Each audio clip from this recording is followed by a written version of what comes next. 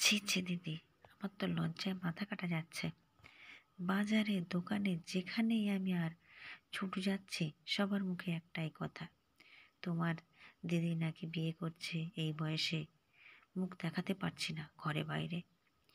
Pinki পিকুর school, আমার office, এইসব জায়গায় কি বলবো বলো তো? এতই যদি ইচ্ছে তো বয়সকালে কেন করলো না দিদি? বড় ভাই সমুখের অভিযোগ শুনে বিষণ্ণ হাসলেন। বছর 50-এর শ্রীতমা, ভাইয়ের বউদের তেরছা দৃষ্টি, আত্মীয় স্বজন, পাড়াপড়শির গুজগুজ, ফুসফুস আলোচনার সমস্ত কিছুকে উপেক্ষা করে নিজের সিদ্ধান্তে স্থির রইলেন তিনি। কিন্তু দিদির এই নির্লজ্জতা দেখে অবাক হয়ে গেছে দুজনেই। একেবারে ব্যাগ গুছিয়ে ঘর থেকে বেরিয়ে এসেছে।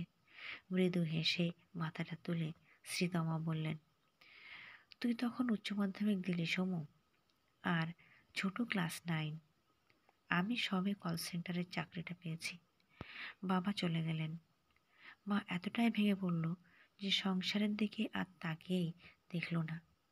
বড় দিদি হিসেবে তাদের দায়িত্ব কাঁধে তুলে নিলাম আমি।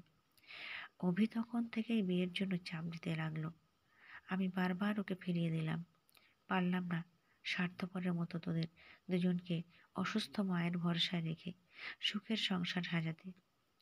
আজ তোরা বড় হয়েছিস, ভালো চাকরি করছিস, বিয়ে হয়েছে, এখন তো আমি নিজের জন্য ভাবতেই পারি। ভাইদের আর উত্তরের সুযোগ না দিয়ে ব্যাগটা নিয়ে ধীরে ধীরে বাড়ির চৌকাঠ পেরোলেন শ্রীতমা।